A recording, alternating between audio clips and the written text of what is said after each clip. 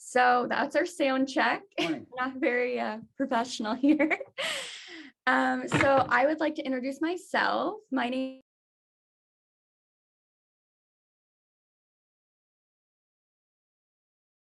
Hi. Hello. So we got kicked off. Our internet here is a little unstable. Good morning, Doc. Good morning. I'm just going to give an introduction and then we will get started with the land acknowledgement and prayer. Perfect. So my name is Brooke Under. Okay. And I'm going to do it. So I'm going to light. Okay. Can you hear me okay, Doc? Yeah. Okay, perfect.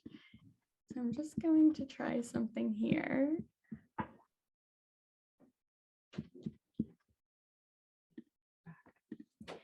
Okay, so I am the employment coordinator for Autism Resources Miramichi, and I'm here today with Heather Purcell, and she is a member on our board of directors. And we would just like to welcome all our speakers, our attendees, and anyone popping on today. We know we have a class from MVCC on. And so this is our first ever virtual conference. So please bear with us as we navigate the world of technology and poor internet connections. And I'll just let Heather have a few words on behalf of the board. So on behalf of the board here at ARM, we're excited to be hosting the first of what we hope to be many virtual conferences. As a parent myself of individuals on the autism spectrum, I've always found it helpful over the years to have as many tools in my toolbox as possible because we never know when we need to pull them out. So I'm really excited to be a part of this conference and to be learning more as always. And as always going forward, if anyone has any other ideas or suggestions that we can add to future conferences, please feel free to reach out. And I hope everyone enjoys what is being presented today. Thank you. Thank you, Heather. So it is important to note that the conference is being recorded today for those who cannot make it. So that includes all questions and answers. And throughout the day, you will hear that voice telling you that recording is in process. It's a little loud at times, but that lets everybody know that the conversations, the chat, everything is being recorded. And today's agenda has been shared in the Zoom chat.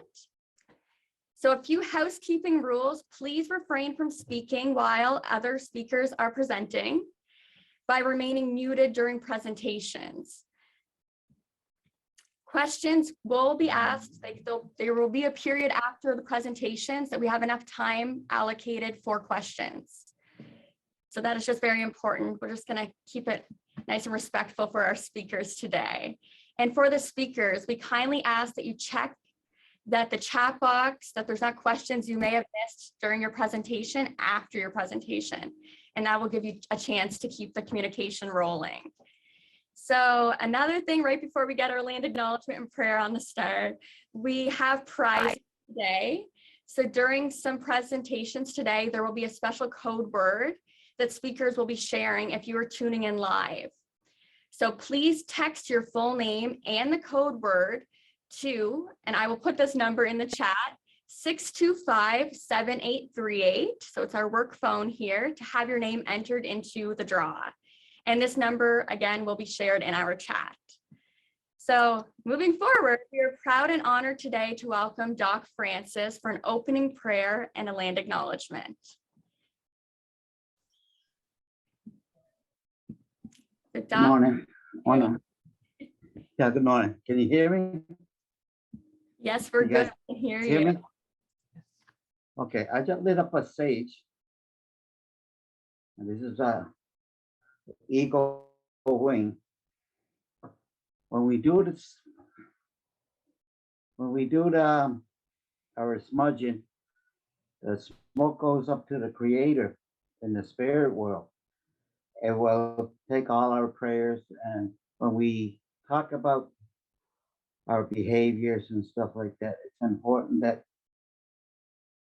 we have, good thoughts and kindness. So every morning, for myself, I asked the Creator for two important things to bless my mind, my brain. That's one of the things that I need to live.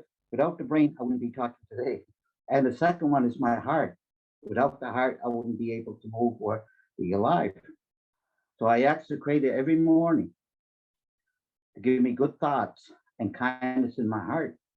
With those two things going, I have usually a good day. And I always say, it might sound kind of weird. I always tell people, today would be a good day to die. They look at me like, you want to die today? No. Today would be a good day to die because I haven't done anything wrong. I haven't said anything wrong or thought bad things to anybody. So if I should go to the spirit world right now and pass on to the spirit world, I'd go there with no shame. I'd have kindness in my heart, and in my mind, I'd have happiness. So today is a good day. It's an honor that I was asked to do an opening prayer. I've I've spoke about the mind and the heart and stuff. That's very important for us. In fact, it's funny that we mentioned that. I do some of my readings from a book called Meditation with the Native Americans. It gives me, like the direction of each day. And today would be March 2nd, I believe. And on March 2nd, it says, the voice and the heart are not working together. We can say any words we want with our voice, but we cannot hide the true meanings and the true spiritual behavings, the word, behind the words, behind the words. The truth means it's always understand. The voice is heart and the physical word, but the meaning is transmitted in a spiritual word. If our voice says one thing, but our heart is saying something else, it is sometimes else that is heard. It is said that the truth will set us free. Reach the truth means your voice and your words will be with the heart. It says, Creator, let my tongue speak the truth today. So when we talk to our people, we are all connected. We are of one. We are family. We have the same mother, Mother Earth. We have the same father, Father Sky. And in the morning, grandfather gets up with us as the son, the grandfather. We honor him. It's a sunrise ceremony I do every morning. And at nighttime, it's the grandmother, the moon. She takes care of water. She is one of our blessed, gives us, the strength, the water. We all need water. When we were first born, we were in water in our mother's womb. A woman gives life. She's a life giver. That's why we respect all our females. We give thanks to them first thing in the morning. Without a woman, we wouldn't be alive. So again, I want to honor the woman today for all they do for us, the grandmother, the mothers. So this morning, I thank the grandmother for watching over us all night. And I welcome the grandfather. So in a way, we are related.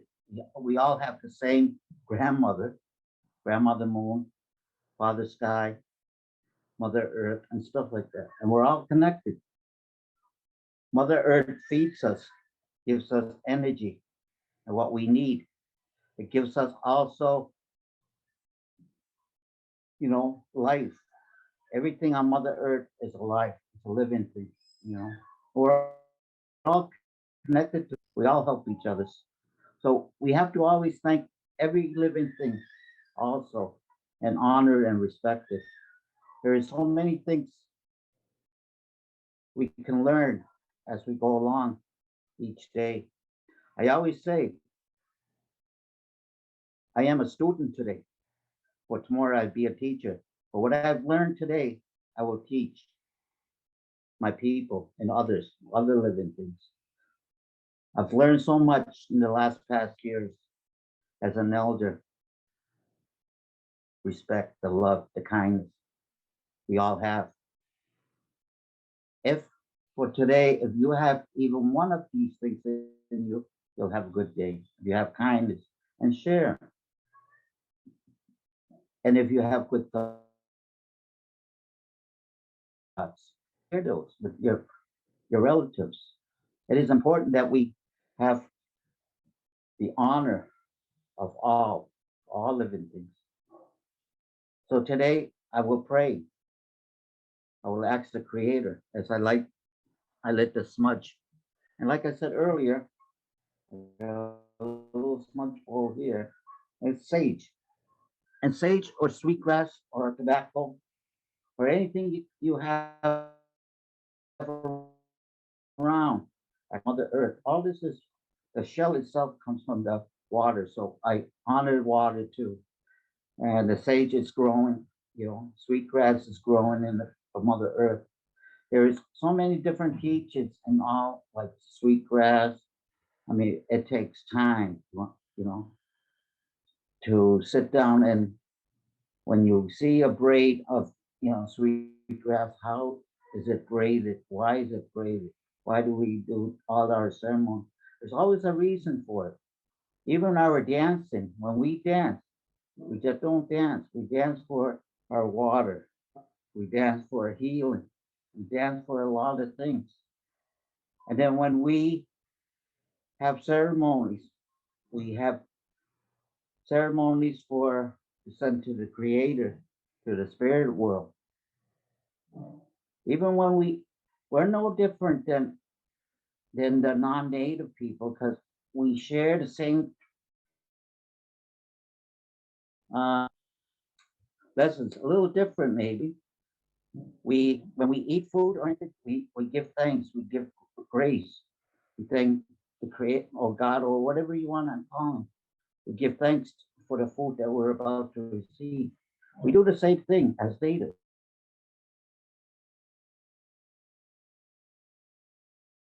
We make a spirit dish and we put it to the spirit world. It could be a small little dish, small amount. And we thank that the vegetables, the animals, or the fish, whatever, for giving up their life so we may have life today to live. So for everything we have today,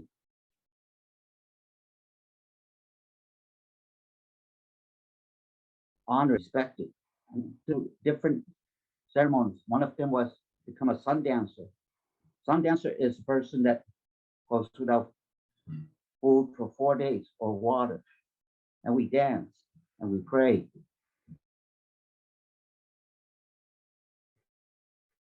When we did our ceremony, we more of knowledge of the food and the water. We don't have this for even one panic a little. But when you understand about ceremonies, why we give up sometimes, food and stuff like that, is to give that teaching. So we may say, okay, the animal that we eat, hamburger or whatever, gave up their life for us to keep us going. Water, we always respect water. Don't ever abuse any of it. Sacred fire, when we have sacred fires, it's sacred to us. We do not disrespect it. And when we do disrespect the fire, it can hurt us. It will take our lives can burn our food, it can do a lot of damage. When we honor it and respect it, that's when everything works out for us. So when we honor life, honor it with others, share it. So we'll say my morning prayer. I'm going to open up this meeting for you all. Creator, I ask you, give us the teachings today to have better knowledge, to become good teachers, to understand where we are coming from. We all come from the same Mother Earth. We're all come from the same grandfather, grandmother, Father Sky. They say the oldest elders we have around are the trees. If you hug a tree, maybe you even heard it, hug a tree, it will talk to you, you would feel. So sometimes when you are down, hug a tree, ask the elder to help you. The tree has been around for a long time. So, Creator, give me thanks to all the people that are out there. I thank Creator, I ask you to bless this day for all, to give us the strength that we all need. I have the eagle feather, well, the eagle wing here. It's one of my eagle feather wings. The eagle wing is so sacred to the Native people. When you receive an eagle feather, it's an honor. You work so hard for it. So when we honor anything with the eagle flies the highest of all birds. So he takes our prayers to the Creator, they say. There is so many different teachings I can say today by that time. It took me maybe 15 years to learn all, and I'm still learning every day. I learn from the little ones. When we talk about elders doesn't mean that you're old or the age. Elder just means you have more knowledge. My wife is my elder. I'm older than her and everything, but she has the knowledge of computers and other things that I don't understand. So she teaches me. She's my elder in that. Even the littlest ones, a little girl, she's only 4 years old, and she teaches me love, kindness, patience sometimes to believe me. But yes, even the animals, they give us teachings. Every day of our life is teaches. So whatever you learn today, you're a good student. For tomorrow, you will become a good teacher. So again, I want to wish you all the very best today, and I will keep you in all my prayers at all times. When I keep everybody in my prayers, at the end of my prayers in the morning, when I do my sunrise ceremony or my moon ceremonies at night, I always say in my language, I'll say it in my language and I'll translate. I'm said no homa, meaning all my relations. All my relationship means everybody out there, the trees, all the living things, they're all my relations.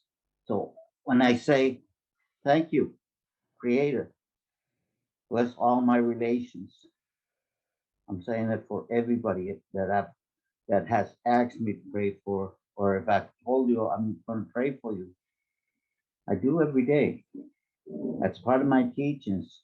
So again, it's an honor, and I'm so grateful for being asked to do an opening prayer for you guys. You guys do a great job. From the bottom of my heart, I want to thank you. I'm sitting on my relations. Thank you. Thank you, Doc. That was beautiful. Thank you.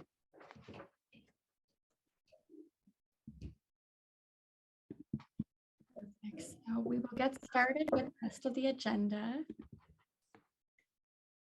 And today we are starting out with Marissa Bask, who represents MBACL. And I will do a little introduction and then we will allow Marissa to begin her presentation. So the New Brunswick Association for Community Living, also known as MBACL, works on behalf of children and adults with an intellectual or developmental disability to ensure everyone has the right to live, learn, work, and participate in the community. Marissa Bask is the employment counselor at MBACL. Her role is to support these individuals in finding and maintaining meaningful work in the community, whether it be related to career decision-making, skill development, job searching, or job maintenance, which is a big role. So Marissa, we welcome you today, and I will allow you to unmute if it'll let me. There we go. Hi. Nice to meet you today. Nice to see you today too, Brooke. Perfect. I'm going to mute ourselves, and you let me know if there's any difficulties with sharing your screen, okay?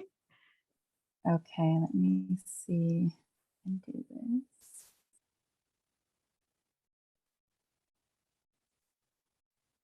Okay. So, can I get a thumbs up, Brooke? I do see you. Do you see my screen? Okay. So let me just make this full screen.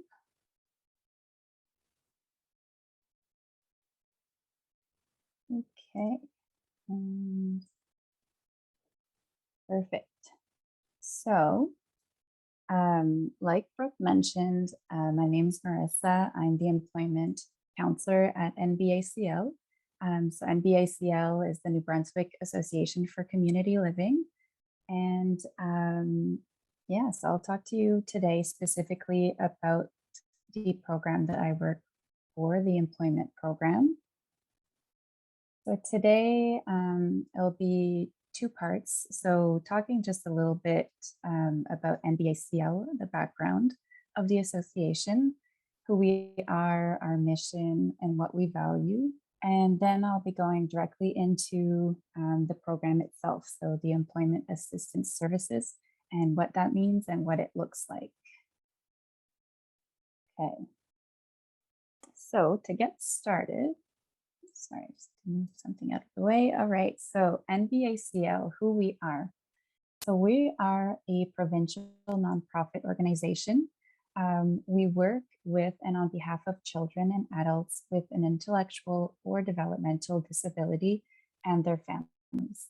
It was actually founded in 1957 by families by parents of children who weren't allowed to work, or not to work, but to be part of the education system in the province. So they got together and founded what we know today as NBACL.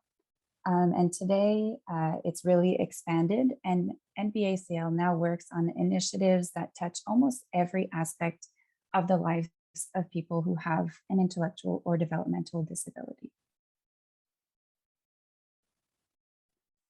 So our mission is basically to lead the creation of opportunities for individuals with an intellectual or developmental disability and their families so that they can live full and value lives in all aspects of society. So it can include education, employment, social inclusion, to live full and valued lives in all aspects. So what we value is that all people have equal rights to opportunity in the manner and the extent of their choosing. That all people can contribute and bring value to our society. That communities be open and inclusive, and that essentially all people deserve their own voice and the support to exercise their own rights.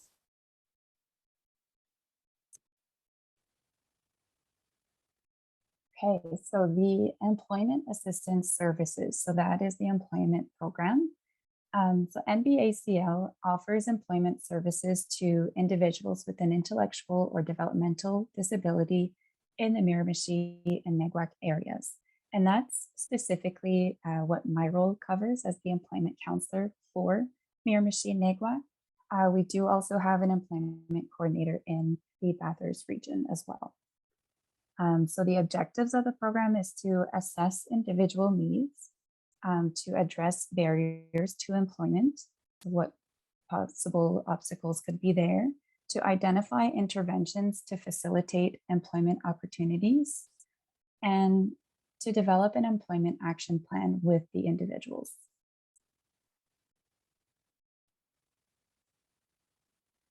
Okay, so who can take part in this employment program? So individuals can self-refer. So that means that I do accept walk-ins, or they can be referred by an employment counselor or case manager. So that could be, for example, an employment counselor from Working NB, or a case manager from social development, or an employment counselor from a First Nations community, or a recognized service provider. Individuals must be willing and able to actively participate in the workforce. So we do want to ensure that individuals commit to the services provided, and individuals must be, this is specifically for the employment program. The individuals must be 18 and older and no longer in school, and they must be a resident of New Brunswick and legally entitled to work in Canada.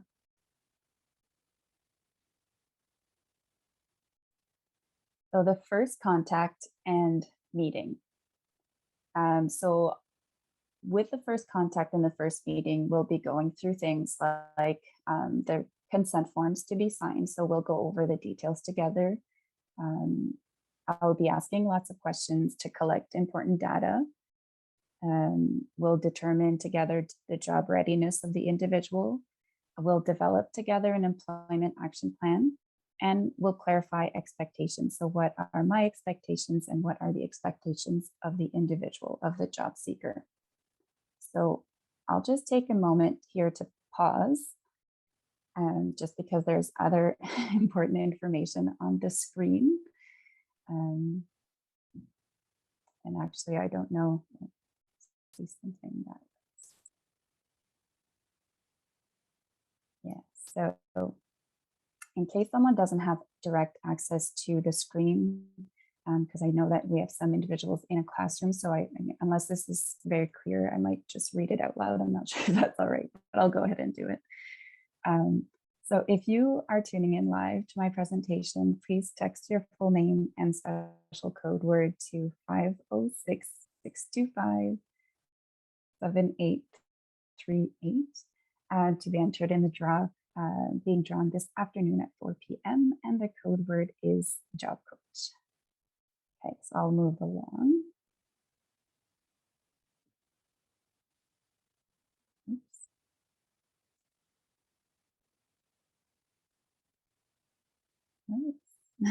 There we go. Okay, so like Brooke mentioned, there's 4 different areas that I can support individuals with who are trying to find work. So there's career decision-making, skills enhancement, job search and placement, and employment maintenance. So now we'll go through these together. So career decision-making, it's for individuals who aren't quite sure yet what they want to do with their career, with their work. So I'll support with career exploration. I'll help identify the skills, the interests, the work experience, their employment goals, what they value, for example, like what's important for them in the workplace, and their past education to see what's the best fit for them. I work together with the individual to assist and set employment goals and plan the next steps. We'll research and explore employment opportunities together. I'll evaluate labor market information. So that means that, I'll look at what are the trends, like who are the people that are hiring, what are the jobs that are popular right now, example. And then together we'll develop strategies to overcome barriers to employment. Okay, so next we'll go to skills enhancement. So skills enhancement is for individuals who want to explore the possibility of post-secondary education or any sort of training courses to develop skills and increase employability. So I'll assist individuals in the application process. Again, we'll develop strategies to overcome possible barriers. We'll set short-term and long-term goals for education, training, and employment. So, once the program is finished, we'll have goals so that I'll support the individuals to find employment afterwards. Okay, next we'll go on to job search and job placement. So this is for individuals that, could need assistance in the job search process. So I'll help prepare individuals for employment. For example, could be helping them with resume writing, cover letter writing, interview practices, helping with the networking, getting to know employers, helping with job search tools, and etc. There's lots more that we can do together. I'll connect myself with local employers to see who's hiring and what they're hiring for. And then I'll help individuals as well connect with local employers. And again, we'll provide local labor market information to individuals so they know who is hiring and what they're hiring for.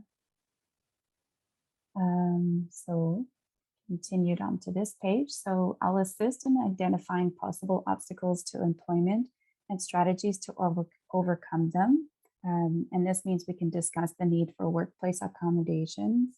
And it could also mean that I could help identify qualified individuals to be hired as job coaches. So that's something that we can assist with as well. And I'll follow up periodically during the first 3 months once the individual is placed into a job. And finally, there's employment maintenance. So this is for individuals that have a job that successfully accepted a job, or that have already been in a job but just might need support so that everything goes well and smoothly. So once employed, I'll follow up with the employer and individual so that everyone's on the same page and we can meet and talk about expectations and strategies on how to work together as a team. I'll be checking in weekly with the individual for the first month. And then after that, for 3 months, I'll be checking in bi-weekly, meeting with individuals. I'll provide assistance with workplace issues and concerns that may arise. For example, like maybe supporting for time management, conflict resolution, communication, and problem solving, etc. And I'll be able to visit individuals at work if that is required. Okay, so some additional supports that I can support individuals with would be to coordinate volunteer opportunities for individuals who are looking for more work experience, for social connection, and for networking opportunities. And I can refer and connect individuals to valuable community resources and programs. Because there's so many resources available, and sometimes it's hard to know what's available. So I can help, direct individuals in the right direction. So I feel like that went very fast, but thank you so much for listening. I just wanted to give you today an overview of what the employment program is all about. I'd be happy to get in contact with anyone that has more questions or that might want to might know someone or might be themselves looking for help with employment. So I have my information on the page right now. So the office is on Water Street, and there's my email, easmiramichi@nbacl.nb.ca. And you can reach me at 506-624-2149. And you can also contact the or someone, Disabilities. So they have my information as well.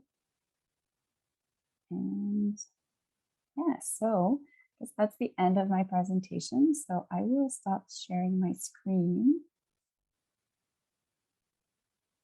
Okay, so I'm not sure. We just open up the floor for questions.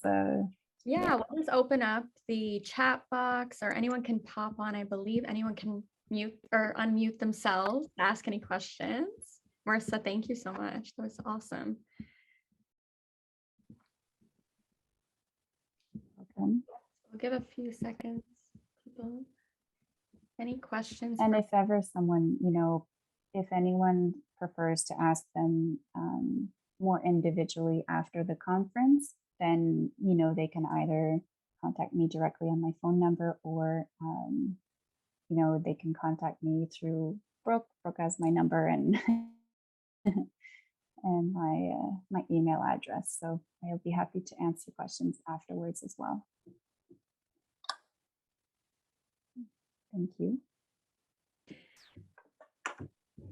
Thank you, Marissa. Perfect. So we are running ahead of schedule because we started Marissa really early.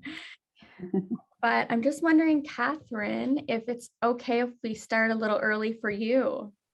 Absolutely. Actually, that might work better because my internet is unstable, and I do apologize. I'm going to have to go off camera because my internet is free.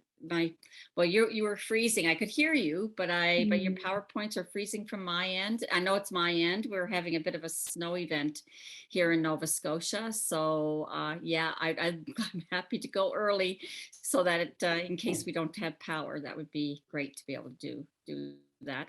So I'm just going to take myself off camera, and Brooke, I'm going to get you to guide me again on how to upload my PowerPoint. I'm showing my technology savviness, or lack of.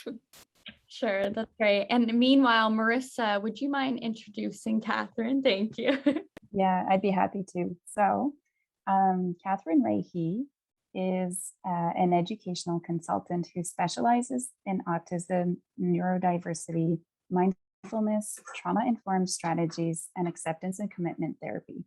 She currently teaches at Mount St. Vincent's Education Program and works as a private consultant for Mi'kmaq Kinamatnui. In her volunteer role, Catherine is currently the vice chair of Autism Nova Scotia. Throughout her 30-year career, she has worked closely with a number of private agencies, government agencies, the RCMP, firefighters, first responders, school boards, administrators, teachers, school professionals, paraprofessionals, private businesses, parents, and government agencies in successfully delivering workshops in autism, mindfulness programs, individual educational program plans, adaptations and modifications in an inclusive environment in Canada, the United States, New Zealand, and Australia. Catherine has received a number of awards in education for her work in special education, inclusion, autism, learning disabilities, and developmental delays, both in Canada and the USA. She was the 2012 recipient of the Provincial Autism Green Jacket Award for distinguished service to the autism community in Nova Scotia. She has presented at various provincial, national, and international conferences throughout North America, and most recently at the 2019 International Conference on Mindfulness Asia Pacific 2019, Auckland, New Zealand. Catherine has co-authored a program, Yoga and Autism, along with having published several articles on the topic of mindfulness, autism, inclusion, etc., in educational journals throughout her career. She recently was the lead co-researcher on Nova Scotia Mi'kmaq Inclusion Education, Strengths, Challenges, and Needs Program Review, and currently has an active role as a board member in supporting Autism Nova Scotia's plan to indigenize their respite program. It is my honor to introduce Catherine today because I'm not sure if you remember me, but I actually met you recently through my yoga experience in Nova Scotia. So yeah, it is my honor to be the one to introduce you to today. Thank you so much. I don't know her from a conference, or did I know her from the yoga? And I thought, oh, I think it's the yoga training. So I thought, oh, I know her. Yeah, it's nice to have a familiar face. So am I sharing my PowerPoint, Brooke? Like if I put it Not up, yet. If you click your share screen button. okay, share screen. I'm doing that. Perfect. And then go to my desktop. Okay, and share that. Perfect. Okay, and is that coming up now? We see And is the PowerPoint up? if you click there's a circle or play from start, I guess it says. You see that? Play from start. On my PowerPoint? Yeah, Oh, okay, right there. Perfect. Really showing. I definitely need a tech course. No, that's awesome. Yeah. Thank you. Great. My students at the Mount, they're just so much more tech savvy than I am. And it's like, so it's really good to have that guidance. Thank you so much, Brooke. I really appreciate that. Thank you. Now, if my PowerPoint, I can move it. Hopefully it will move around, and I don't have that option, it seems. Brooke, are you there? Can you hear me? Uh-oh. Hi, I can hear you. I think the arrows at the bottom, can you see those? Yes. Oh, okay. Yes. Here it is. All right. So I'm going to keep my screen on, but when it starts to get not stable, I will just shut my screen off if that's okay, because when I stop the video, it usually helps. So hopefully I don't have to do that. So I would like to start by, I would like to begin, sorry, I'm just moving things around here. Oh, my computer is not cooperating. There, okay. I would like to begin by acknowledging that this presentation is being given on the traditional unceded territory of the Woolastoq. I'm not saying that right, and I do apologize for not saying it correctly, but I think it's Woolastoqiyik, Maliseet, and Mi'kmaq people.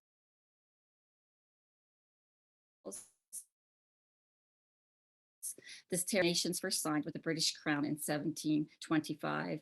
I pay respect to elders past, present, and descendants of this land. I honor the knowledge keepers and ships with the Indigenous people in New Brunswick. Okay, so I'm not able to, oh, there we go. I just would like to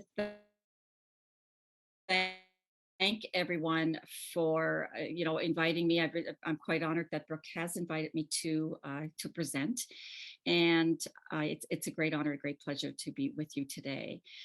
Brooke, I've lost, my internet is getting unstable, and I have lost the ability. I need your help with somehow I've lost the people. Uh-oh. Oh, we can. I apologize. We're still here. Can you hear me? Yes, I can hear you. I think I'm going to have to go off screen because my computer froze and I couldn't move so I apologize for that. This is rather embarrassing. No, don't worry about that. We actually had some snow here last night, so we completely understand. Okay. Okay, so I've lost you somehow.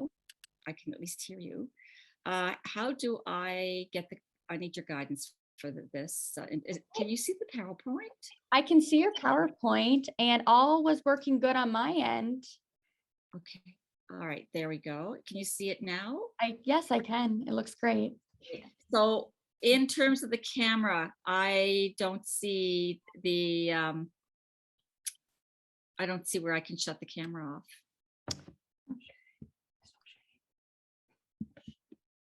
Oh, I've got it. Sorry, I've got it right here. I do apologize because it's freezing on my end. It's not freezing on your end, but it is on mine. And I'm really sorry about this. No problem at all, Catherine. It wasn't allowing me to actually do put the slides forward. Anyway, I will try to get through this without my PowerPoint shutting down again on my end. So it's not your end, it's mine. So today we're going to be talking about understanding trauma, the impacts of trauma, and strategies for trauma treatment and care.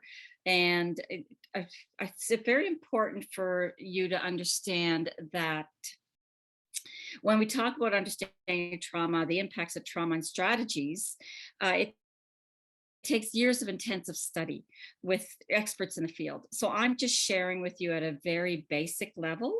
So I'd like to quote Gabor Maté. He is a person that I have had the privilege of attending a number of his workshops in person. And he says, trauma is not what happens to you. Trauma is what happens inside you as a result of what happens to you. So today's presentation will cover understanding trauma in a broad sense. So we're going to be doing it in a very broad and inclusive way. And what we're also going to be doing is understand very basic understanding of how the brain and body respond to trauma. And then we're going to talk about trauma-informed strategies. So given the nature of this topic, you are invited throughout this session to reflect upon your own inner body experiences. Please participate in the session in the way it meets your comfort level. So if you feel at any time that you need to take a break or you're just uncomfortable, please feel free to, just take that break, do some breathing, join us when you're able to join us. So how do we define trauma? And on the screen, you'll see, I'm not going to read my slides. I'm just going to talk a little bit about each slide. So trauma it's a vital topic. And that is, thankfully, it's a vital topic today, getting a lot of attention and research and practice right now.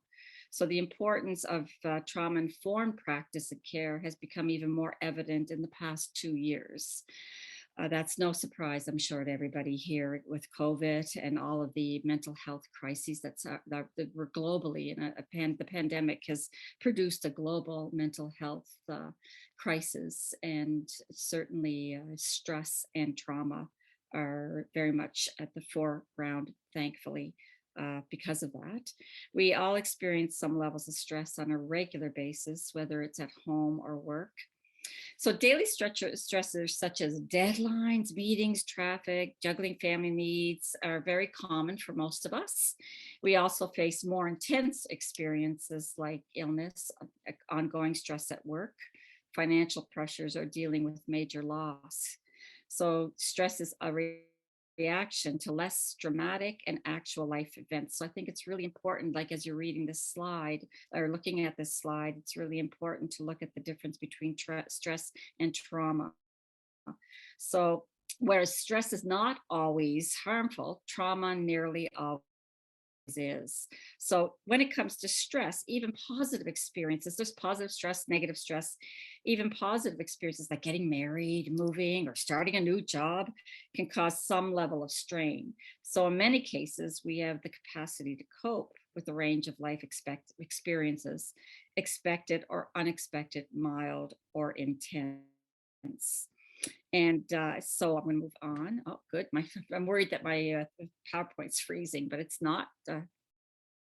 So the term, when we take a look at the term trauma, and I'm just going to give you a general definition in terms of it's used to describe an event, a series of events, or a set of circumstances that is experienced as physically or emotionally harmful or life-threatening, and that has lasting adverse effects. So it's experienced as physical or emotionally harmful.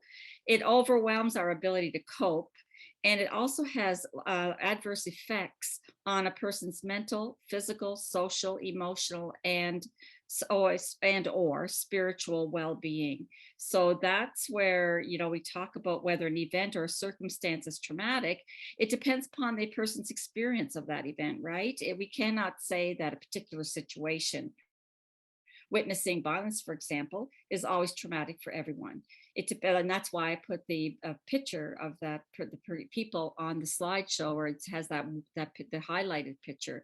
I just don't want people walking away thinking that experiences, seeing an accident or an act of violence is automatically going to be traumatic for you. It may not be, but for others, it may be. So whether an event is experienced as traumatic, it's influenced by your own internal coping resources or your external supports and the broader community. So culturally and societal factors that shape how we understand and respond to our experiences.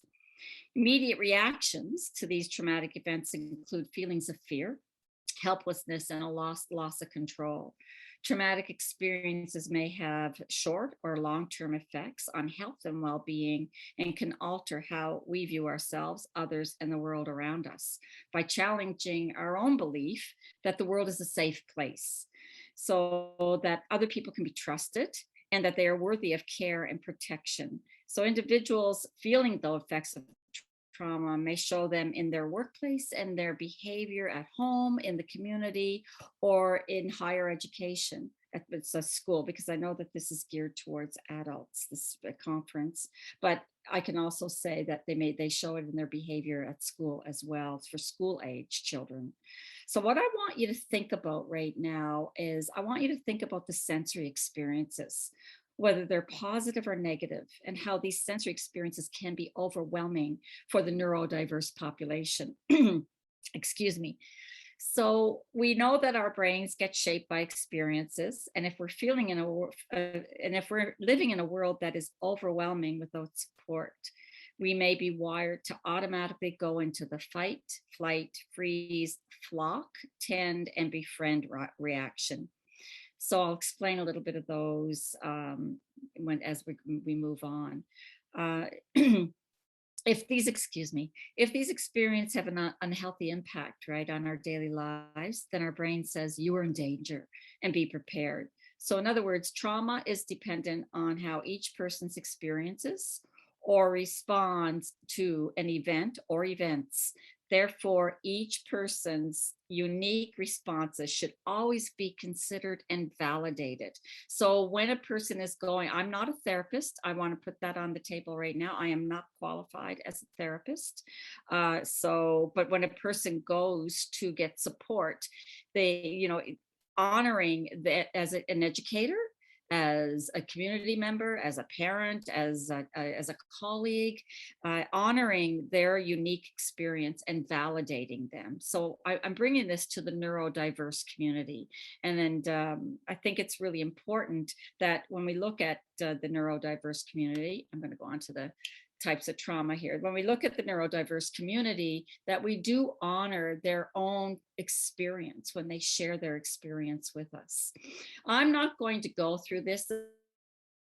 A great slide about different types of trauma. I'm just going to highlight a few of them for you because I know I have an hour, and so this is not meant to be a trauma informed, training or workshop. It's just meant as for me to just share with you a few, a very basic understanding and how we can relate it to the neurodivergent community. So these are various, and the titles can go on and on and on, but there are the natural disasters such as hurricanes, fires, and floods.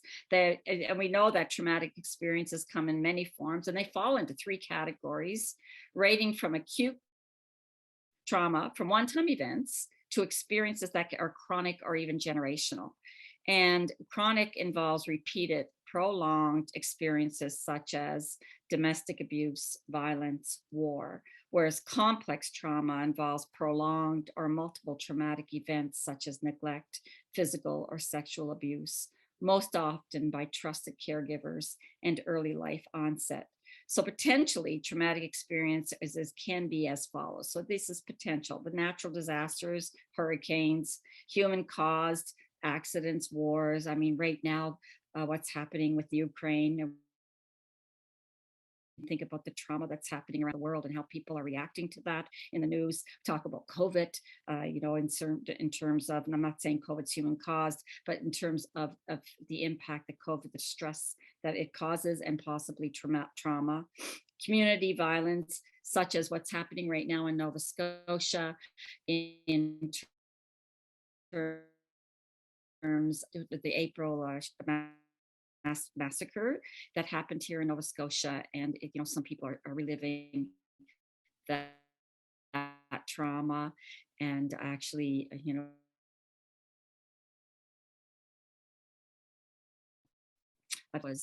was shot and killed, and she's now, that whole family is re-experiencing that traumatic event and just doing everything they can to keep centered and to keep calm and to work around trauma-informed strategies, because it's in the news here in Nova Scotia quite a bit. So this would come under community violence. The mass shootings would come under that. There's school violence, such as which can result from abuse and neglect. We have refugee and immigrant trauma, and we're talking about that right now with exposure to war, and examples of medical trauma. So I want to just highlight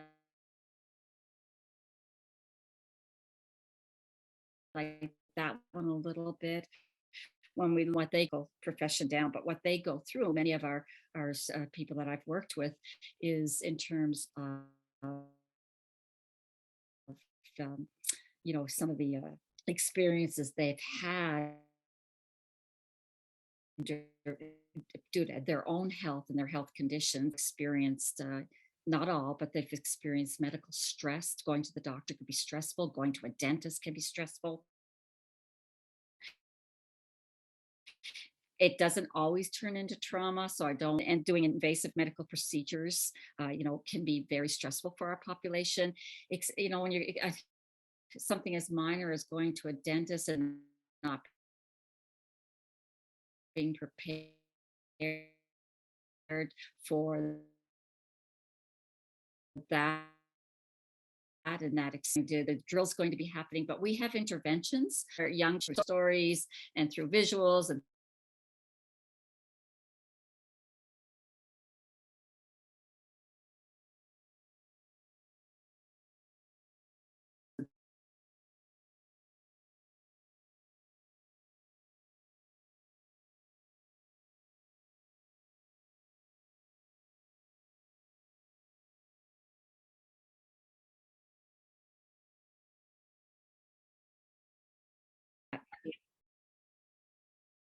it explains that well, in the sense of what we're going through right now as a nation.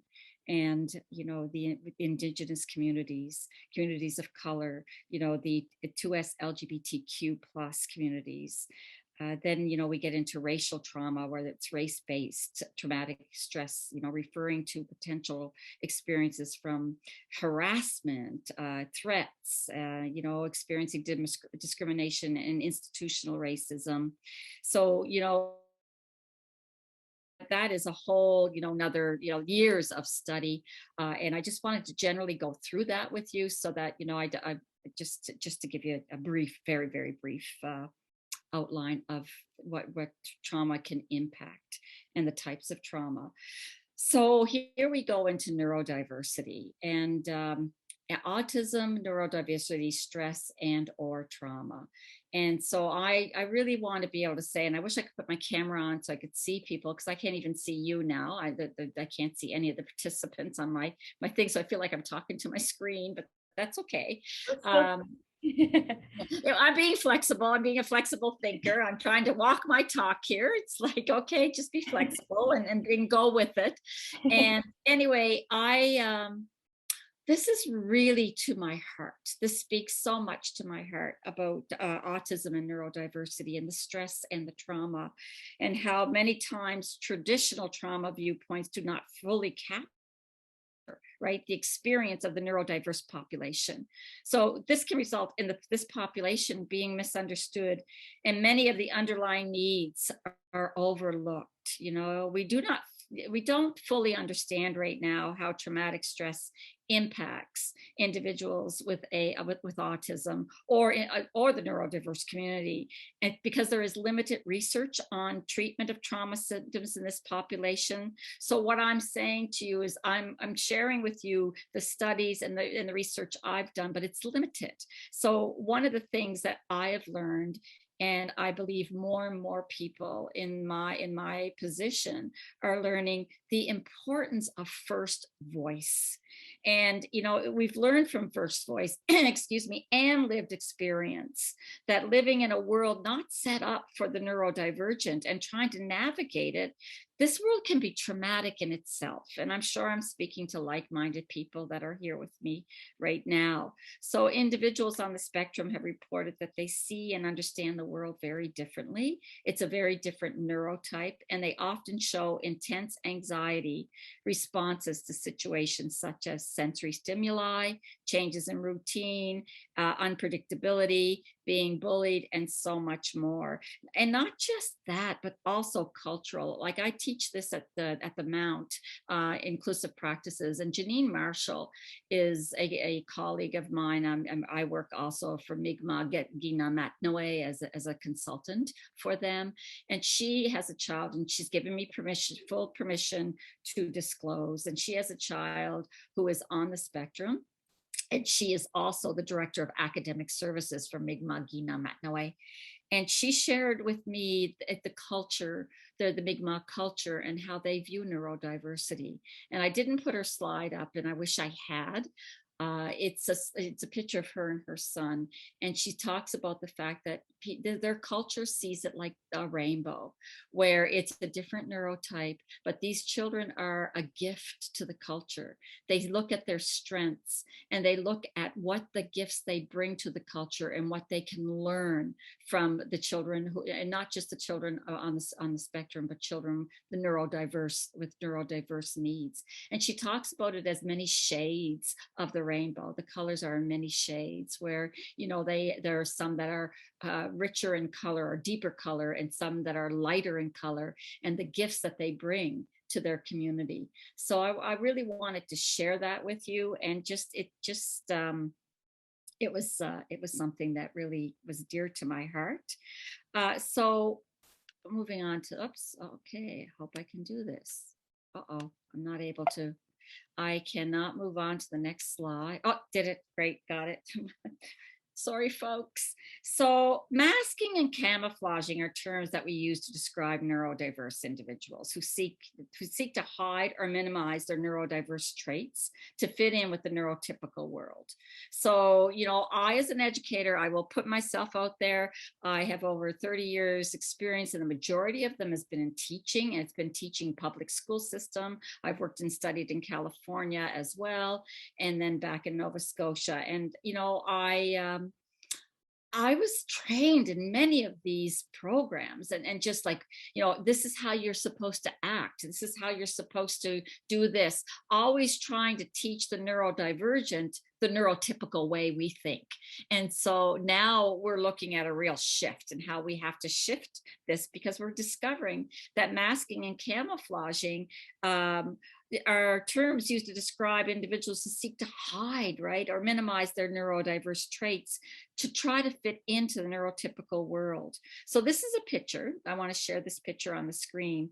This was a picture that was drawn by my 13-year-old goddaughter, Isabella Kierstead Appas, who identifies as a neurodivergent. She drew this in 2 hours, and she sent it to me with the comment, "Composure on the outside, anguish on the inside." This image, when I got this image, I was working, she had no idea that I was doing a trauma series for AID, and I was working on it at the time, and she just happened to send that to me and said, you know, Catherine, because we've had many conversations about masking and sensory challenges together. She has dyslexia, and she sent that to me. Should I do this in 2 hours? And I thought about you. I thought you would really like it, because, you know, it really speaks to what you believe in. And this image, you know, it was a reflection on how she was feeling, living in the world that is not set up for her. So to me, this image is powerful beyond words. So individuals with, individuals with especially a history on trauma, frequently feel they need to mask their ASD traits in order to fit in. It helps them feel safe from further attacks of aggression or misunderstanding. So being forced to hide who you are and having to figure out how to, sorry, blah, blah, I'm stumbling over my words. I'm getting animated here. And having to figure out if it's safe to be yourself in a given setting is exhausting. I mean, I just can't imagine what that must be like. You know, furthermore, that this hypervigilance can be extremely anxiety provoking and lead to a great deal of self-doubt. So social situations, especially new social situations, can be extremely stressful. So if you're struggling with social anxiety, you may simply find it easier to avoid social situations altogether. And I'm just going to give you a little example about Isabella, where she was refusing to go to school even in grade primary because she just didn't know how to navigate the social world. She didn't have the skill set. And so her anxiety kept going up and up and up. And every morning, her parents were going through this whole procedure of, you know, how to, you know, do some deep breathing. We're going to talk about strategies in a minute to get her prepared. They did a late start. They worked with the school. And now she's in grade 7. Yeah, she's in grade 7 and loves school. Can't wait to go to school. And it's just, you know, it doesn't have school anxiety anymore. But it took years of work with the school, the community, and the family and her to get her to that point where she felt that she was able to be herself and not have to mask, and she was able to cope with the sensory experiences. She has dyslexia, and I think to myself, what about the individuals on the spectrum that we know who actually, I'm not saying all individuals, but a great majority have great sensory challenges and compliance, and we're forcing compliance instead of understanding at schools. And I'm not poo-pooing on the schools. I'm not putting the schools down, because I feel that we're really moving forward and getting better and better at accommodating the needs of our students. But I'm just bringing in something for people to think about. So if you're struggling, so thinking about this, many neurodivergent individuals, when they have that experience of sensory differences, other than that of the neurotypical, right? There are many that have these sensory differences. These experiences can be overwhelming and even painful, which makes one feel unsafe. It increases their heightened stress response, and it's an insult to the nervous system.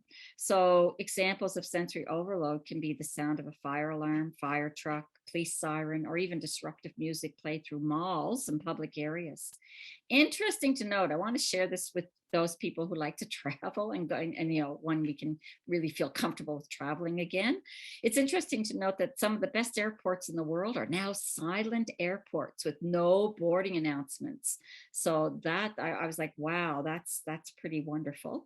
And to those without sensory differences, these sounds may seem mild, but to a person that has sensory differences, living with these daily sensitivities may cause trauma from repetitive experiences of feeling unsafe, fearful, and the unpredictability of when they will occur. So I really want to be clear here. I am not saying that all of these experiences cause trauma. So please, you know, I'm putting that out there, but I'm saying that they cause stress. And there are many strategies that, as educators, employees, therapists, family, community members, strategies that can be put in place for this community to support their needs. And one of the first one is to listen to them. I'm a big believer in person-directed. I'm a big believer in, yes, a person-centered is one thing, but person-directed is another, and they work well together. And I think we need to listen to our neurodivergent community. We need to step back and look at question our own neurotype, and how we educate, how we provide supports. And I think we're getting there. I think we're getting better and better at it, which is a good thing. So with their stress response, now, now that we've had a bit of a very brief description of types of trauma, I want to walk through the stress response. And I'm not sure what the speakers are going to be speaking about this afternoon, but maybe they will be talking about this. But the emotional, so I want you to take a look at this slide. And I want you to see that the emotional brain senses a threat and sounds the alarm that sends a message to the body to react. So that's the brain stem, that's the amygdala. And so what happens there is this happens at an automatic unconscious level. For example, if you hear a loud sound, and if I pound at my desk right now, many of you, not all, but many of you would jump before you even know whether you are in danger or not. So this is important, that when faced with a potential threat, we react first and then we think second, and that is important. But step 2 is the thinking. So the neocortex, which is the prefrontal cortex, the thinking brain assesses the situation to whether the danger is real or just a false alarm. And then if the thinking brain confirms that the threat is real, it temporarily goes offline, and the emotional brain takes over and starts that fight, flight, freeze, flock, tend, and befriend response. And hormones, including adrenaline and cortisol, are released to give the body the energy to fight or flee and to calm down. And now this is the key thing, and to calm down once the threat is passed. So it's similar to the gas and brake pedals in a car. So, changes that happen when the stress response is activated include increased heart rate and blood pressure, rapid breathing, sweating, tunnel vision, and difficulty thinking clearly. So I think it's really important as employers, as counselors, as consultants, as people who support our neurodiverse community. I think one of the things that we need to understand is when the prefrontal cortex goes offline, that's not time for us to step in and start, you need to do this, you need to do that. So we once it's offline, they're into that fight, flight, freeze mode. But then once the threat is passed, this is what the difference between stress and trauma can be. Once the threat is passed, that thinking brain helps shut off the alarm. So the thinking brain goes back online, it helps shut off the alarm, and the body puts the brakes on and it allows us to calm down and come back to balance. So there's our responses: fight, flight, freeze, flock, tend, and befriend. I'm just gonna look at my time because I want to get into strategies. Okay, and I want to look at the questions. Okay, so yeah, thank you. Great info. Love the story. Thank you. Would it be possible to have the recording sent to us by email? I imagine it will. Could we have a copy? Yes, you can have a copy of the PowerPoint. I will send it to, and I'll even, not all the slides have presenter notes, but some of my slides do have presenter notes. So I'll leave that in. Not many of them do, but some of them do, but I'll leave that in. Are we experiencing trauma as a culture in post-2020 world versus generations prior, or is it comparable in impact, in your opinion? Or are we just more aware and better at identifying trauma? Oh, and this is from Kennedy. Kennedy, those are excellent questions. And anyone with in terms of, if I didn't answer by saying I don't know and tried to give you an answer, then I shouldn't be giving this presentation. So I am really, really sorry, because there aren't a lot of studies out there right now. And these are great questions in terms of research studies to do, because are we experiencing more trauma as a culture? I don't know. I mean, think of COVID-19, think of the things that are happening to us, the mass shootings, but I can't say that there's research out there right now that I can actually quote. So I have to say to you, I have opinions, but they're only opinions. And so I really don't know, but those are really good questions. And are we just more aware and better at identifying trauma? I will give you the answer to that one. I will say, as educators, I can only talk about educators. I think we're becoming more and more aware. I know that I worked with the South Shore Regional Center for Education here in Nova Scotia, and they are working very hard at becoming a trauma-informed school district. So their psychologists are leading the way, but it's all district. I mean, I'm not sure about the other school boards here, but I think trauma is getting more attention. And I would say my opinion, only my opinion, I think that the trauma is getting way more attention now because one, of COVID, and two, especially in Canada, what's happened in terms of the Indigenous culture and our history. And people are like getting their eyes wide open. Therefore, I think we're becoming more and more informed. I hope that's my opinion. So when we get into the fight, flight, freeze, flock, tend, and befriend response, I'm sure many of you know about that, but I'm just going to quickly go through it.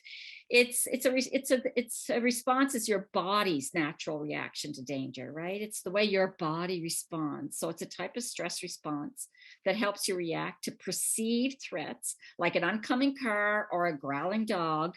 So the response instantly causes the hormonal and physiological changes. So these changes allow you to act quickly so you can protect yourself. So if you can imagine, here I am at 2 a.m, going for groceries, and then suddenly there's somebody following me and I go, oh, I want to keep them calm and relax. Well, no, I want my amygdala in the base of my brain saying, you're in danger, alert, alert, and go into, I need to run and get to my car. It's important that you understand these reactions and that they are bodily reactions. They're reactions to your body. So it allows you to act quickly. So it's your survival instinct that our ancient ancestors developed many years ago. So specifically fight or flight, it's an active defense response when you either fight or you flee. So what happens in your body is your heart rate gets faster, which increases oxygen flow to your major muscles. Your pain perception drops and your hearing sharpens. So these changes help you act appropriately and rapidly. So freezing, so that's the fight and flight. Freezing is fight or flight on hold. This is where you further prepare to protect yourself. It's also called reactive immobility or attentive immobility. So I'm going to give you an example of myself of freezing, and I'm just going to share, like many children, young children that in classrooms, in our neurodiverse population especially our females, tend to do that freeze. They said that the freeze mode. I'm studying this, I'm teaching this, I'm thinking, oh, wow, look at me. I would never freeze. That's not a response I'd ever do. And I wish I could put my camera on because I'm quite expressive with my face on this one. And maybe I'll see if I can and just see if I don't freeze. I don't know. Can you see me? I can't see me. I turned my camera on. Can We see you. Okay, great. So here's, my husband and I are at that time are working in California, and so I'm studying at the Mind Institute, and I'm really excited. And we go every single day for a walk at the American River, which is the salmon runs after dinner. So it's dusk. And so we're walking along the path, and people are bicycling along the path, jogging and whatever.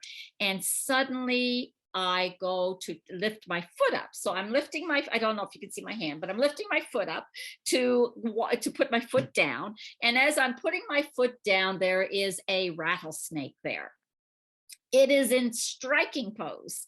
No exaggeration. It's a baby. Okay. It's not a great big rattlesnake. It is literally a baby rattlesnake. And I freeze. I literally freeze something. So you think you know yourself, but my body completely took over and I froze and I just couldn't move. And my husband took my shoulder and brought me back because it was about to strike. So I still was frozen. I was just like, oh my God, what just happened?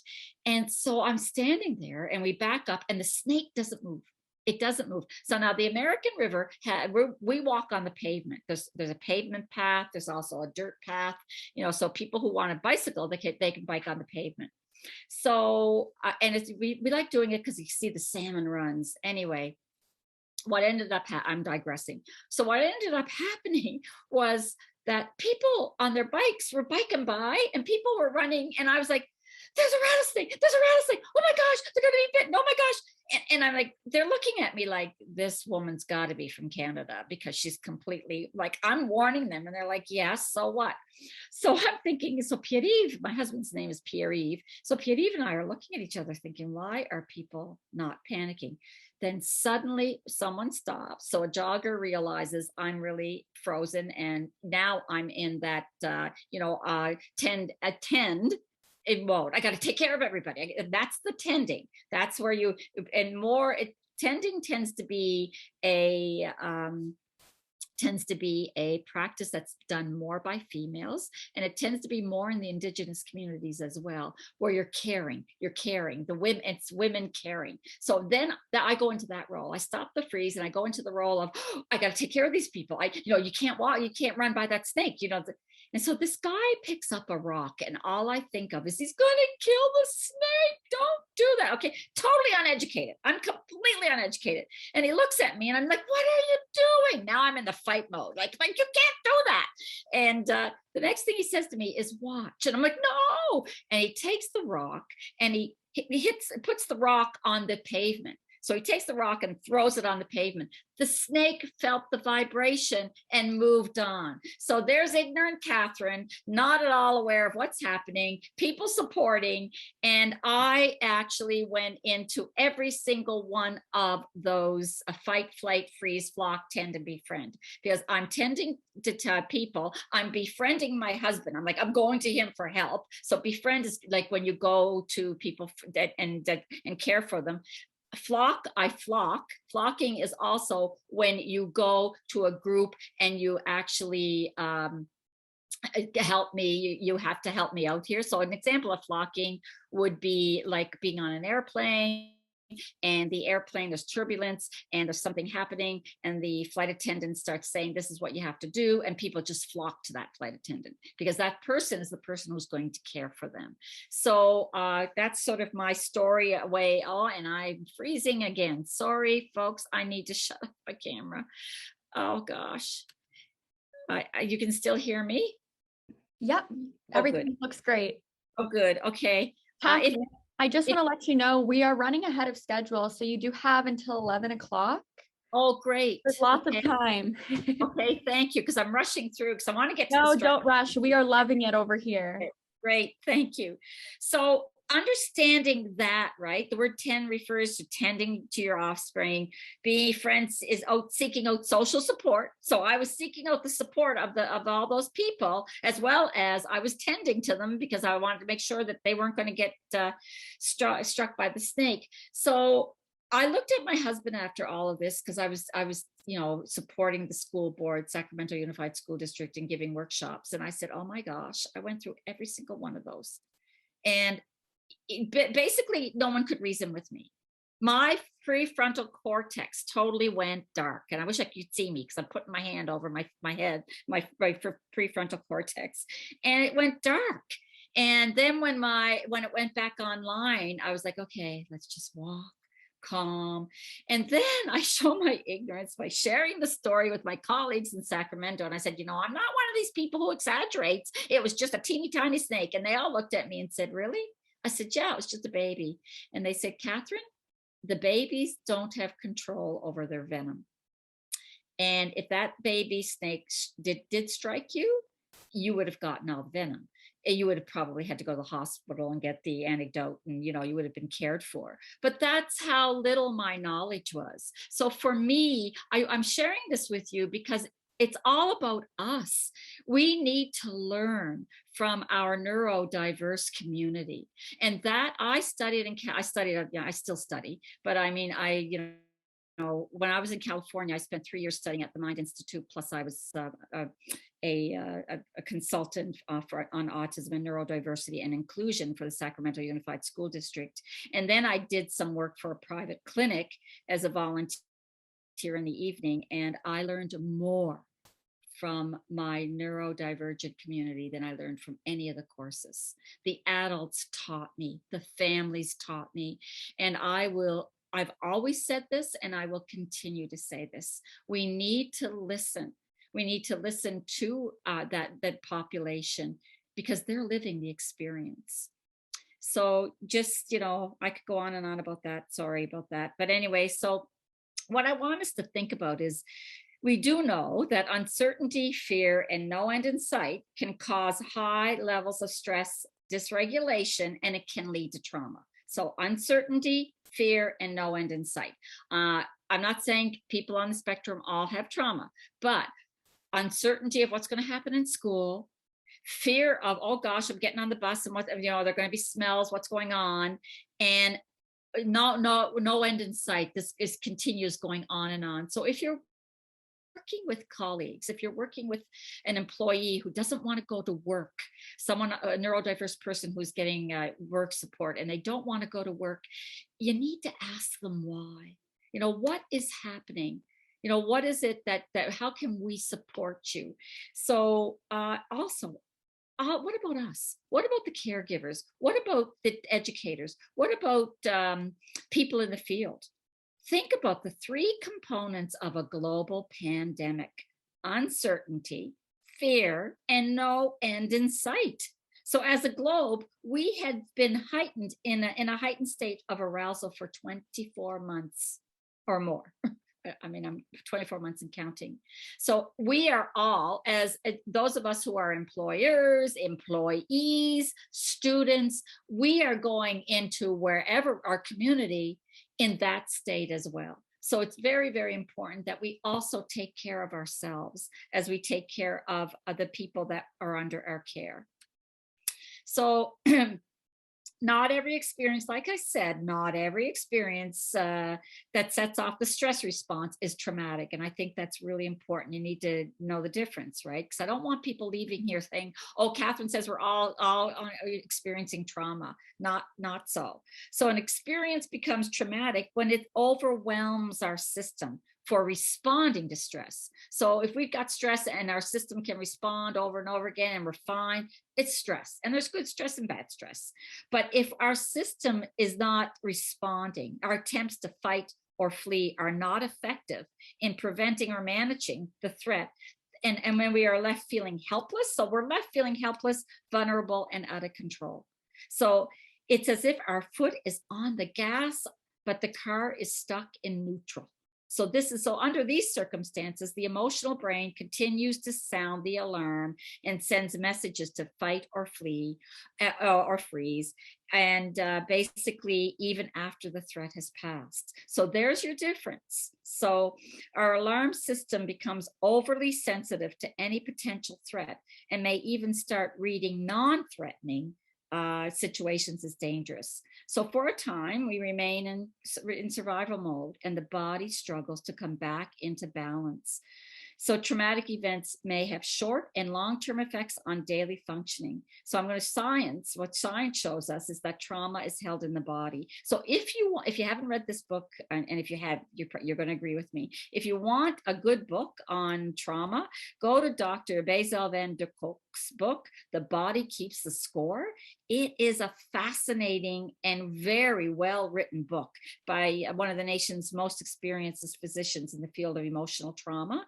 So basically, I highly recommend that book because what I want to go into, and I'm looking at my time, is I want to get into some strategies because we have to use bottom up strategies when it comes to trauma. Like I am validating cognitive behavior therapy, absolutely. But if we do cognitive behavior therapy without doing bottom-up strategies, which are body strategies, cognitive behavior therapy will only take us so far because we have learned in science that the body holds the trauma. So we need to treat the body, and everybody's body is different. So there's not one size fits all. So that's really important to keep that in mind. So research is in the early stages when it comes to trauma and autism. I want to share that with you. Dr. Dora, Autism and Burnout. And she's saying autism, so she's looking at both. And it'd be interesting to go and look at her research.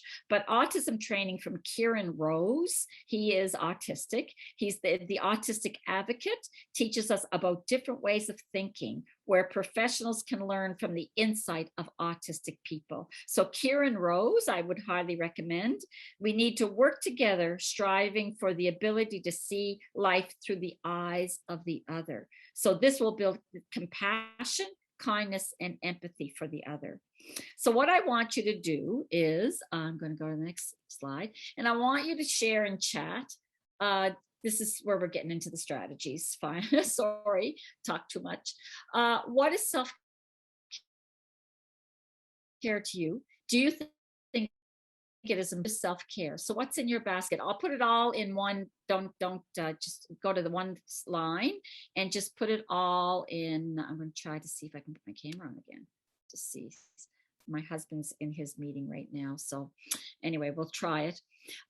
Put it all in one little of the chat boxes, like all of the answers. You don't have to do it box after box after box. And just, it'll be interesting to see. Okay, it may help with the presenter's lag issues if the viewers turn their video cameras off while listening. Yeah, that could help. So I've lost my chat box. Oh no, there it is. Oh, there it is. Yeah.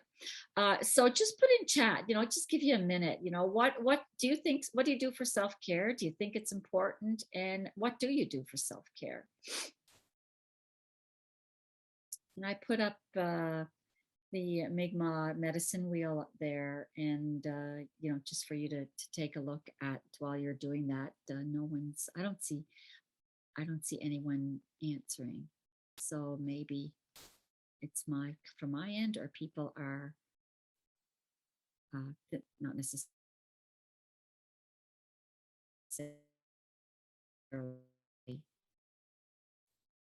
Jam out to music. Good. Here, kind of escapism, TV. I'm with you on that one. Breathing techniques, taking a walk, talking to someone.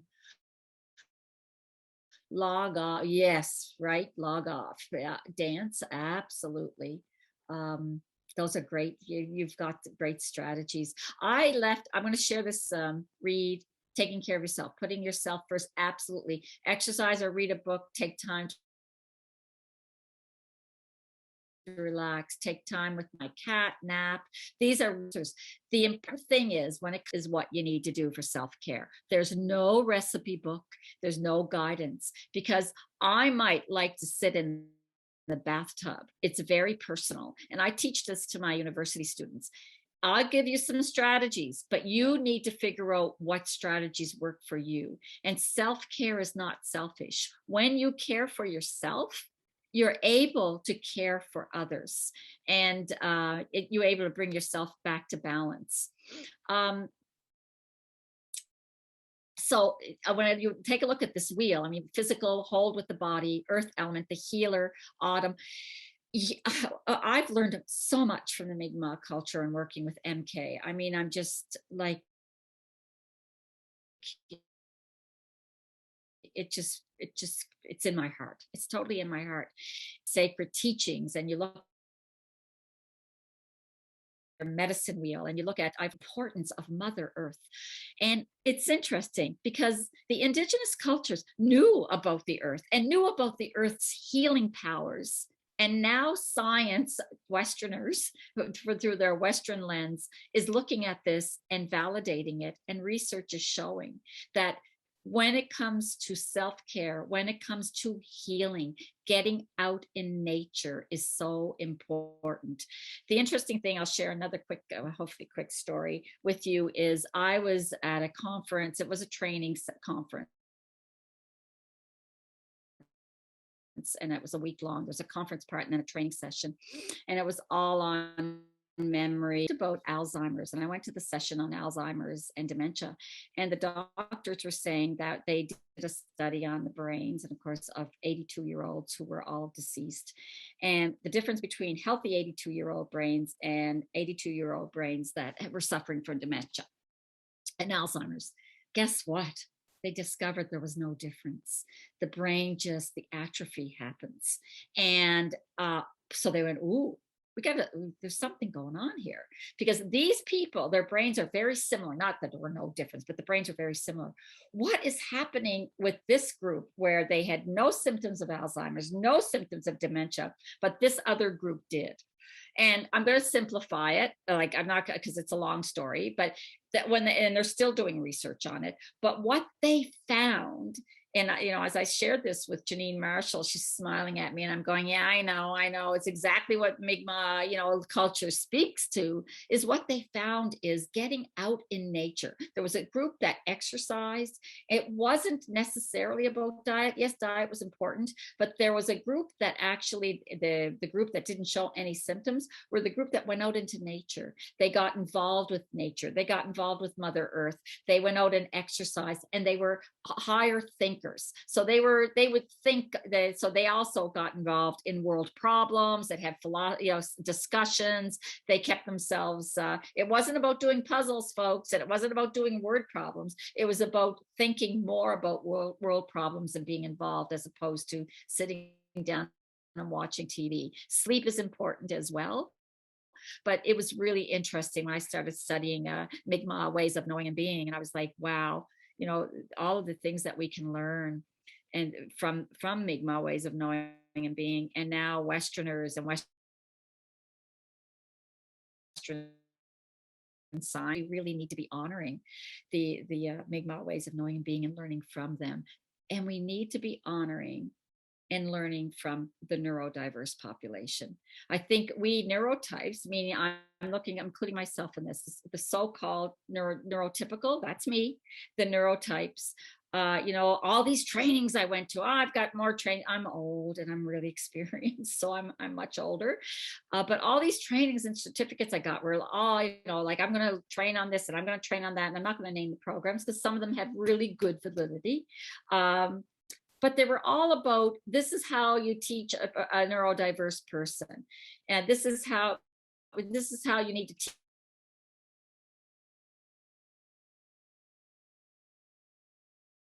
teach them how to act neurotypically. This is how directed trainings are coming out with. We need to listen and we need to work together.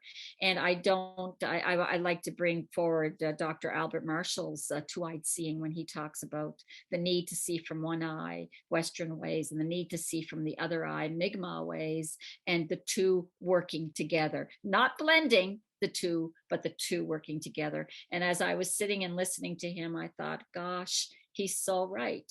And he's also, you take that, and it's that this comes from Mi'kmaq culture, and you look at neurodiversity, and we need to listen to our autistic population, people on the spectrum. I am honoring that some people say to me, I'm autistic, and you say autistic. Some people say, I'm not autistic, I'm on the spectrum. So my language, words have power. So I really, when I talk about autism, I say autistic people to respect those who say I am autistic. It's like saying you are a woman.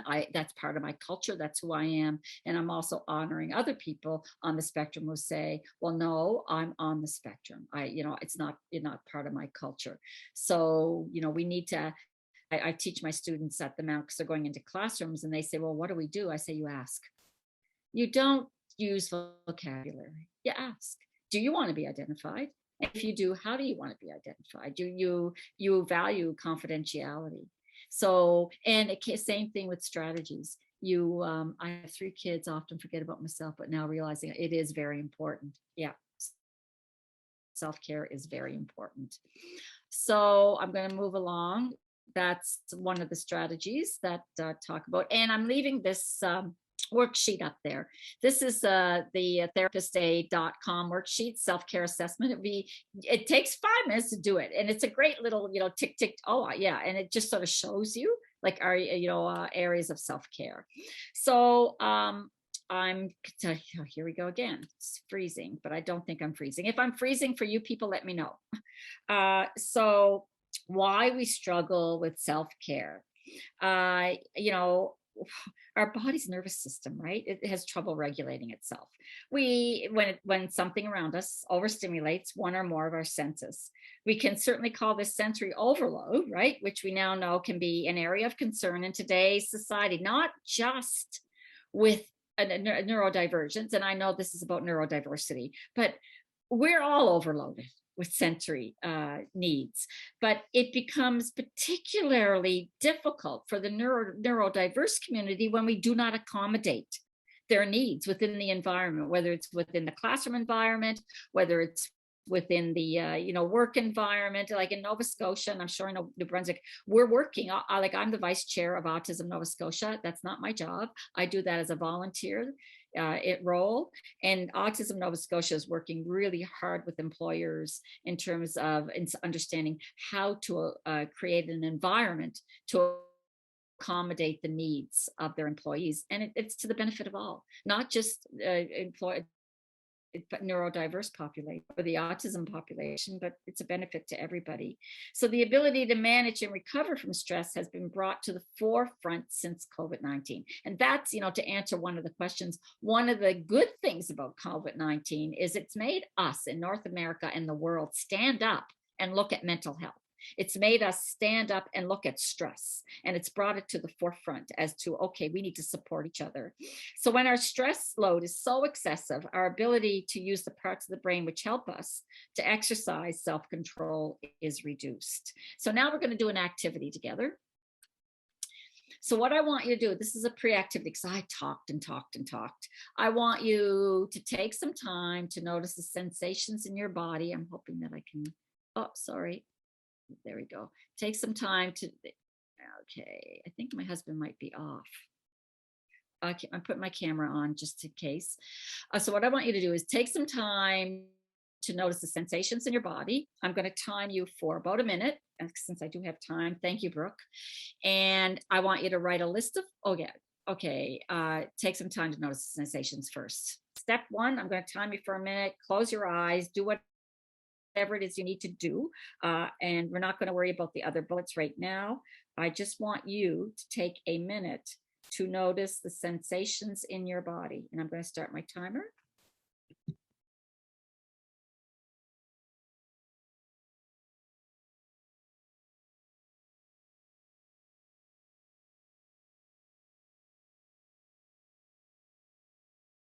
So you need to feel free to close your eyes or not, sit still or not. Do whatever is comfortable for your body so that you can allow yourself to focus on the actual sensations that are in your body.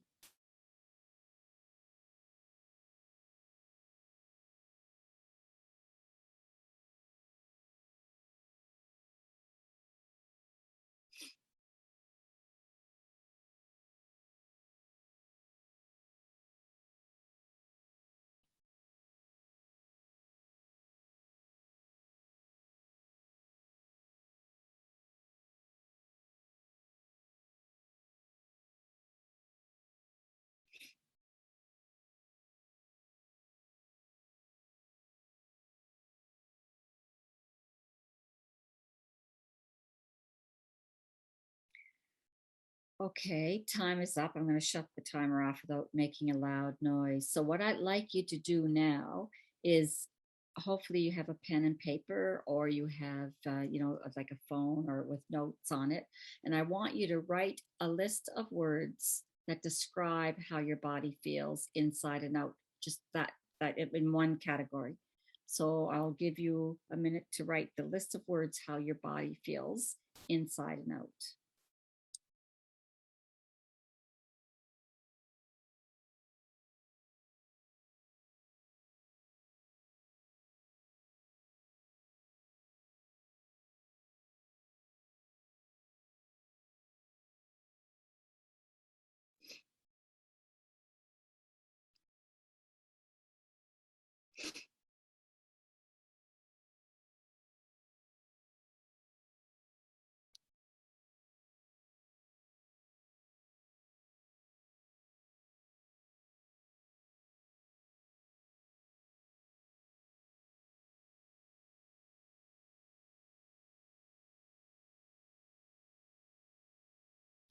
Okay, time is up.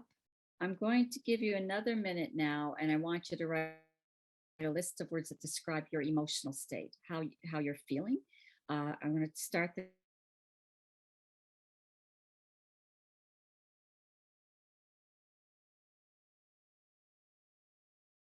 and put it in a desktop.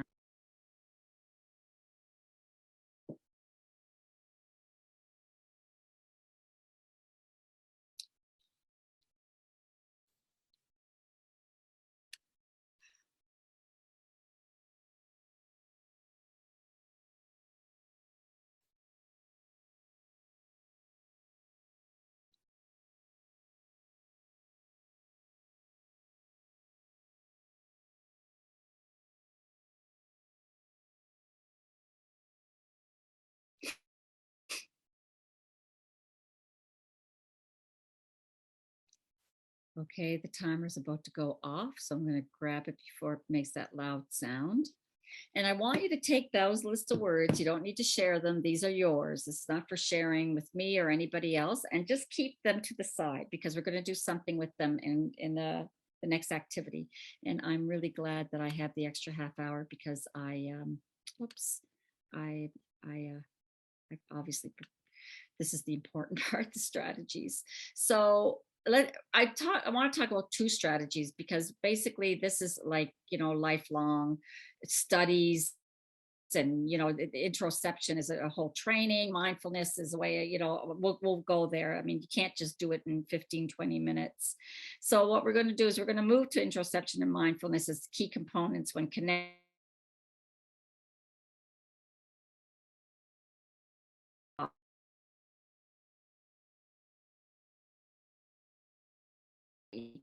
So what I want to talk to you really about that with cognitive behavior therapy, I would leave that up to the therapist, the trained therapist, the people that are, that are supporting. But when it comes to body work, also leave that up to the therapist as well. But just having a general knowledge of trauma-informed strategies around the body and how the trauma holds the body and guide you in supporting your clients or your students. And not just that, these are strategies that I'm giving you that you can do without training. So just these are just ideas, right? So we know that emotional regulation involves a connection between self-communication, between the body, mind, and feelings. So there's compelling evidence that with numerous research studies that indicate there's a link between poor or disrupted awareness of sensory information or interoceptive awareness, which leads to difficulty with emotional regulation. So we know that learning is an integrated experience that is processed both kinesthetically in the body and cognitively in the brain. Movement, this is my big thing. Movement is the doorway to learning. So once it is open, repetition of concepts explored with the engaged curiosity is the key to retention. We also know that storytelling is one of the most powerful techniques we have to communicate, teach, and motivate. And play is a child's work and offers a natural, effective, and rewarding classroom when you're working with the classroom. Don't forget about nature. So Kelly Mahler, this is her work so I really want to give, if you, KELLYMAHLER, when I start talking about Kelly, you'll say, oh, wow. I mean, if I could turn my camera on, but I'm sort of, my PowerPoint's jiggling in my end. If you could see my face, you'd say, oh yeah, she's a big believer in Kelly Mahler. And I am. I have so much respect for her. She's an occupational therapist. Google her. But she has been instrumental in bringing forth the need to explore interoception and its impact on our ability to self-regulate. Kelly states that interoception refers, what she says, and I'm quoting here now in quotation marks, refers to the sensing of bodily changes and what is going on inside your body, your organs. It is the sensory system that gives you information regarding the internal condition of our body. So receptors inside your organs, including your skin, send information. Let me just, there, I go to this one. The receptors send information about the inside of your body to your brain, right? So these are the receptors. You've got receptors everywhere. And I've got this little PowerPoint here where you can look at it. There's receptors in the eyes, the mouth, the heart, muscles, stomach, I'm not going to go through that with you. You can see the picture. And to your brain. This helps regulate our bodily functions such as our temperature, hunger, thirst, digestion, and heart rate. So difficulties with interoception can lead to a decreased ability to feel, understand, and interpret emotions. I brought Kelly into the South Shore Regional Center of Education here in Nova Scotia, and we did training with her, not just a workshop. We had her for a week where it was intense training. And right now we're bringing her in. Migma Gina Matnoe is bringing her in, and she's doing a series of 5 evenings with us online. I was going to say on Zoom. It's on Zoom. And it basically, we're looking at treating the body, ensuring that we support people's bodily needs through a trauma-informed lens. That doesn't mean, going into their bodily space, but that means having understanding. So, difficulties, as we know, can lead to a decreased ability to feel, understand, and interpret emotions. So interoception provides you with information about the internal condition of your body, which in turn informs you of your emotions and allows you to answer the question, how do I feel? Interoception, by definition, originates from within the body and not the environment. So it is distinct from exteroceptive input. From proprioception, information about bodily position, from touch, taste, smell, sight, and hearing, sampling the environment. It is all coming from within the body. So this is where the insula, so what we know about interoception is it's in the brain, but the information is called by the receptors, lands in the primarily in one area. I'm talking too fast, sorry, the brain. So it's called the insula.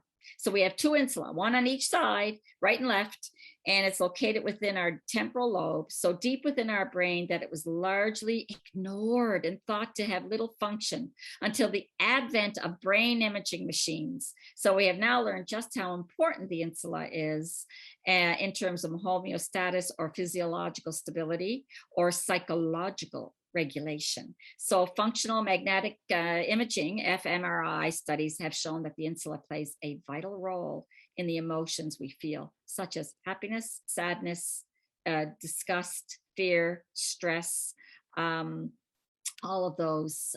So we're going to move on to interoception awareness, but I'm going to tell a little story very quickly. So I had a student, I'm allowed to say her name, Danielle. She didn't get a diagnosis of autism until she was in grade 12, I believe, or late grade 11, early grade 12.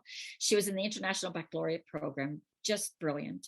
And she's now an engineer, and she went through engineering on full scholarship. But she would go from 0 to 60, and she would go into absolute utter rages, and she could never feel things that were going on in her body. And not only that, she stopped drinking and eating during school hours because she did not know when her bladder was full until it was too late. So she wasn't able to feel the internal organs. And I mean, this is a whole week of training, but I wanted to give you that example to bring it to neurodiversity, bring it back to our population, because this is part of why a number of people go from 0 to 60, because they're not able to identify the feelings in their body. And if they are able to identify the feelings in their body, they need to put meaning to it. And if they don't put meaning, if they do put meaning to it, then they need to have the desire to act, and they need to act. So what I want to do here is, there we go. I'm trying to put my camera on with you just to go through this with you. So think about it as 4-step here. It's, I feel something. I feel my bladder. Oh, there's a feeling there. I put meaning to it. Step 2. Oh, my bladder's full. Well, some of our students that we worked with could go, okay, I feel my bladder, but they don't put meaning to it. So they end up, having an accident. But then there's a step of, I feel my bladder is full. Okay, that's meaning. I could tell that, but they don't have a desire to act. So step 3 is you have to have that desire to act. And then step 4 is you act. So I feel my bladder, I'm putting meaning to it. It's full. This means I need to go to the bathroom.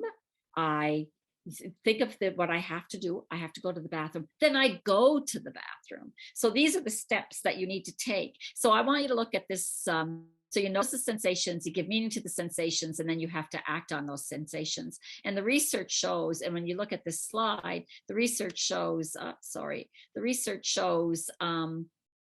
where the studies, trauma, PTSD, ADHD, autism. It didn't show autism. I should have put the word autism at the very end. They were doing studies on interoception and the insula and brain all around Tourette's, obsessive compulsive disorder, panic, drug, alcohol addiction, cardiac conditions, dementia. And then it was like, where is autism? And they ended up doing studies around autism. And what they also discovered, one other quick thing,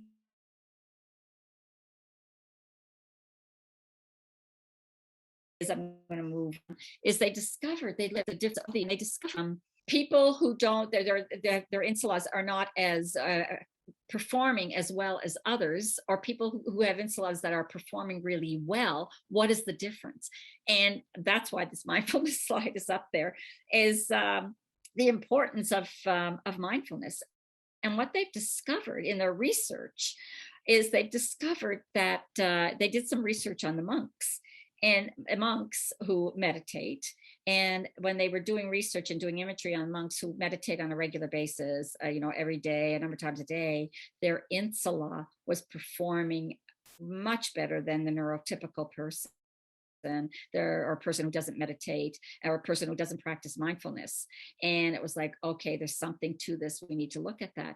And I'm digressing here, but I feel this is important. What they also discovered in terms of mindfulness and meditation, or if you want to call it meditation, you can also call it focus attention. If you don't want to call it meditation because it's not religious, is they discovered that in as little as 6 weeks, you can change your insula. So this is the good news, right? The good news is the research around mindfulness and the research around, indigenous ways and the earth and interoception. All of the research around all of these strategies is showing us that it's really good for all of us. So people would say to me, oh, that means I have to meditate for the rest of my life 3 or 4 times a day. And I'm like, well, yeah, guess what? The research is showing that you can actually change the brain pathways in your own brain in as little as 6 weeks if you practice mindfulness meditation. So just, keeping that in mind is important. So moving on to mindfulness is teaching the skills of mindful awareness. You need to invite students to recognize and stay with their own physical feelings, whether they're good or bad, rather than immediately labeling them or distracting them. So so what I want to do is I'm just going to probably look at, I'm not going to go deep into mindfulness, but I'm just going to describe it a little bit. So basically what mindfulness is it's generally describes a state of awareness and a set of practices and skills which center around 4 qualities: attention, intention, presence, and openness. So attention refers to listening, watching, or considering what naturally exists. I'm looking at my time. And that's that in terms of attention. Is directing and sustaining attention to objects, such as the sound of a bell or the sensation of one's breath. Intention is when you do it purposefully, increasing awareness of the experience. Presence refers to being in the moment, the here and the now, and openness refers to being curious, non-judgmental about the experience. I want to put you through something because I'm looking at my time and I've got 5 minutes. So I want you to do I'm going to do a quick warm up, and then I'm going to put you through a practice, and I think we're going to end there, if that's okay. So what I want you to do is I want you to turn your head to the left. And I want you to notice how it feels. I want you to notice your range of peripheral vision. Now turn your head to the right. Do the same thing. And notice sensation and vision. I want you to fold from your hips into a forward bend. So standing up, or you could do it sitting down, whatever's comfortable. Bend. I want you to notice sensation and range of motion I want you to touch your fingers lightly on your knees or your shins to mark range of motion. And I want you to notice as you're doing this, I put you through this quickly because of my time. I want you to notice, was it easy or difficult? There's no right or wrong answer. And now I'm going to put you through a 5-minute mindfulness exercise. Brooke, is that okay? Can I do that? Yes, go ahead, Catherine.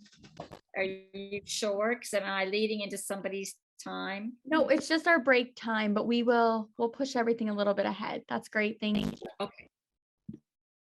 Okay, so what I would like you to do right now is I want you to sit in a comfortable upright position with your feet planted flat on the ground or on the floor.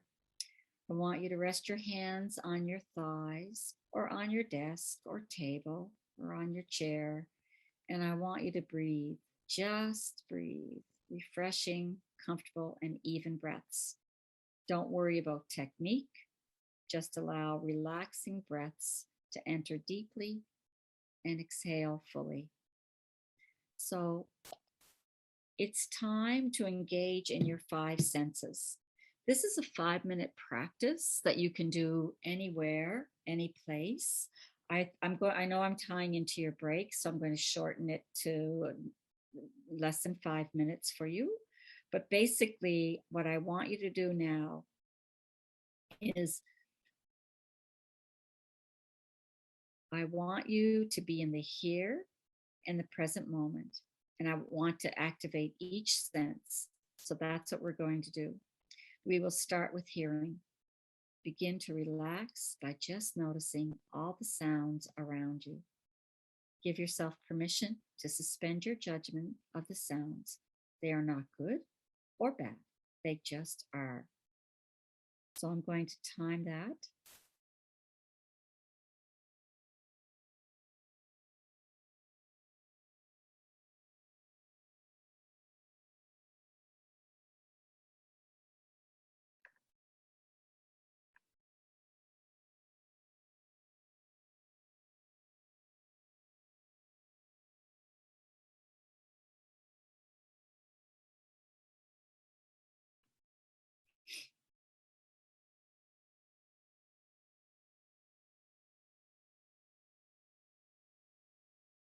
Are you now hearing more than you were before you started? Subtle sounds may have previously gone unnoticed. Can you hear them now? Remember to steady your breaths while you are listening.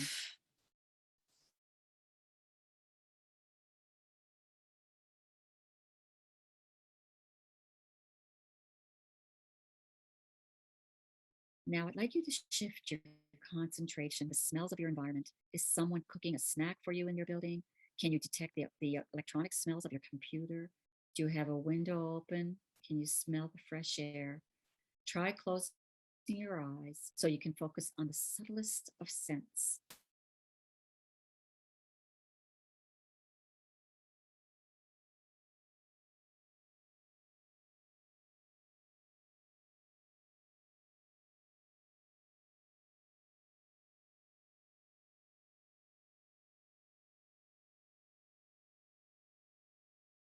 I'm going to ask you now to shift to taste. You can do this regardless of whether or not you have food to put in your mouth. If you have a snack, go ahead and take just a small tiny bite, noticing all the flavors and textures that arise. If you don't have food, just notice your tongue in your mouth, your saliva, and your breath as you exhale. Most of us have tastes in our mouth at all times. So if you don't have a snack, run your tongue over your teeth and cheeks. What do you notice? Keep breathing and I'll time you.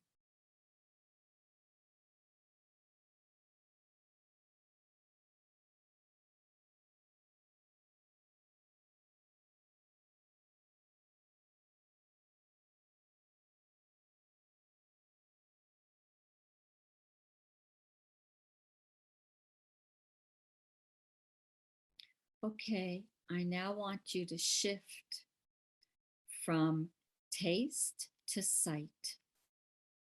Oh, I'm sorry, from taste to touch. We'll do sight at the end. Where did you place your hands when you first started this exercise? I want you to notice the sensation of where your hands meet something solid, like the fabric of your clothes or the surface of your desk. I want you to notice the pressure between your feet and the floor. Try feeling the textures that you noticed when you first entered the room.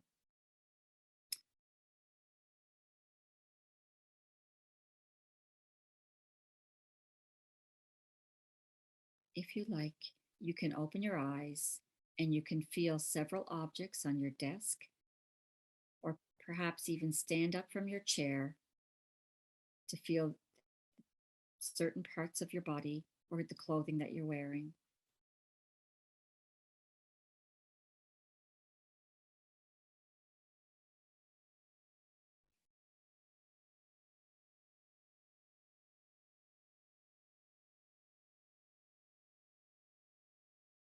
So we're now going to shift to sight. I want you to slowly rise. Notice the colors, shapes, and textures of your surroundings. If you really look, just about everything has color variation and texture that may have gone unnoticed. How many shades do you see in your room? Are there any colors missing?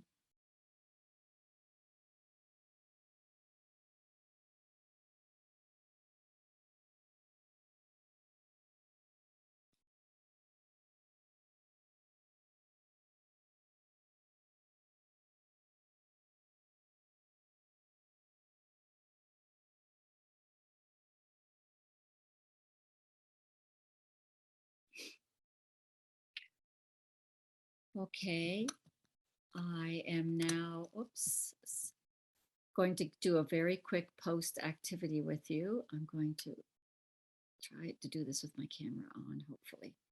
So what we're going into break, and what I'd like you to do now, just before break, is I want you to take time to notice the sensations in your body. If you want, you can do this. You don't have to do the activity, but it's the post activity. I want you to write a list of words to describe how your body feels inside and out after having gone through that practice. And then write a list of words that describe your own emotional state after that practice. And then compare the two. There's no right, there's no wrong answer. I'm going to stop sharing and see if I can see people. Great. There's no right, there's no wrong. Your body is your body. How it feels is the way it should feel. This is not about, oh, I should feel better, because some people find this exercise difficult and they say, oh, I felt worse. And that's okay, because you're honoring your body. I just want to thank everybody. I have other slides. Obviously, I'm not really good with time management. I thought this was going to be 1 hour, and it's not. So thank you for sticking with me. It's been an honor. Thank you, Catherine. That was I don't. amazing. Oh, thank you. Thank you. Very So I'm going to pass it off to you, Brooke. Thank you. So we will head off to our break. We'll try to keep it, we'll hopefully return around 11:15. If you would like to leave the meeting, you can do so, and you can join again. I will keep it running, and it'll take you to the waiting room, and I will accept it when we return. Sound good to everybody? Yeah, can you tell me, you're welcome, everyone. Can you tell me who's next on the? Yes, we have Kennedy Chadwick, and she will be presenting a service called Career Quest offered by Autism Resources, Miramichi. Thank you. Thank you so much. Thank you.